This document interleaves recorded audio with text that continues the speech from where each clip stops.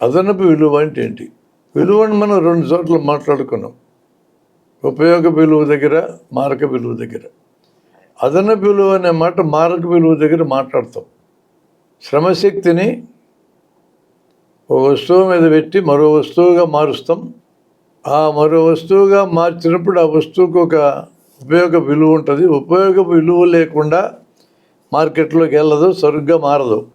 శ్రమశక్తి శ్రమగా మారే క్రమంలో అదనంగా దాని విలువ పెరుగుతుంది అన్నాం. ఈ అదనంగా పెరిగే విలువ పేరు అదనపు విలువ.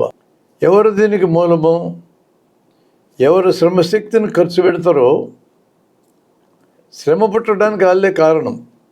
శ్రమశక్తి శ్రమగా మారుతుంది కాబట్టి శ్రమగా మారినప్పుడు ఆ విలువ పెరుగుతుంది అన్న. ఆ పెరిగిన విలువ ఎవరిది? న్యాయంగా శ్రమ చేసిన వాళ్ళది. అయితే మొత్తం వాళ్ళకి ఇచ్చేయచ్చా? ఏ విధంగా అదనపు విలువ పంపకం జరగాల విడిగా చూడాలి. కానీ సూత్రప్రాయంగా సరుకును తయారు చేసినటువంటి అతను అక్కడ పెట్టిన శ్రమ ఏ వ్యక్తి యొక్క శ్రమశక్తి వలన వచ్చిందో ఆ వ్యక్తికి అది చెందుతుంది. అది సూత్రం. ఇప్పుడు బయట ఈ సూత్రం అట్లా అమలు జరగదు.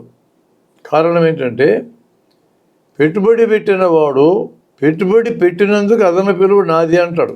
శ్రమశక్తిని ఖర్చు పెట్టినోడు నా శ్రమశక్తి వల్లనే కదా శ్రమ తయారై సరుగ్గా మారింది కాబట్టి అది మొత్తం నాది అంటాడు.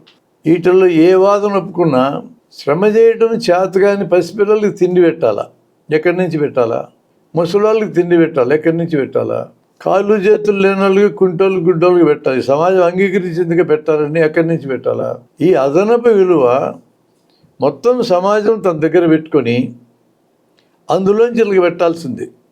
దీన్ని కామన్ గుడ్ అంటారు. ఈ కామన్ గుడ్కి అదనపు విలువలోంచి ఇవ్వాలి. ఈరోజు పెట్టుబడిదారీ వ్యవస్థలో ఏం జరుగుతుందంటే కార్మికులు శ్రమశక్తిని ఖర్చు పెట్టేటోళ్ళకి శ్రమశక్తి అంత విలువ ఇయ్యరు.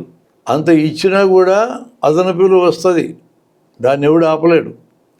అంత విలువ ఇయ్యరు. అది ఎట్లా తగ్గించాలా, జీతాలు విలువను తగ్గించేది ఎట్లనే ఆలోచిస్తారు పెట్టుబడిదారుడు. పెట్టుబడిదారుడు తన లాభాన్ని ఎట్లా పోగేసుకోవాలని ఆలోచిస్తాడు. ఈ ఇద్దరికి టగ్ ఆఫ్ వార్ జరుగుతూనే ఉంటుంది. ఈ 2 ఎక్స్ట్రీమ్ వాదనలు, మొత్తం నాదే నీళ్ళు మొత్తం నాది నీళ్ళు అంటున్నారు.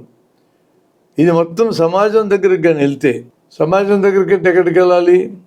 సమాజాన్ని నడిపేది రాజ్యం, రాజ్యం దగ్గరికి వెళ్ళాలి. ఈ రాజ్యం ఏం చేయాలి? పెట్టుబడిదారులు ఎక్కువగా లాక్కునే దాన్ని తగ్గించాలా? కార్మికులకి శ్రమశక్తి అంత విలువ కూడా రావడంలా దాన్ని పెంచాలా? ఇంకా మిగిలి ఉంటుంది.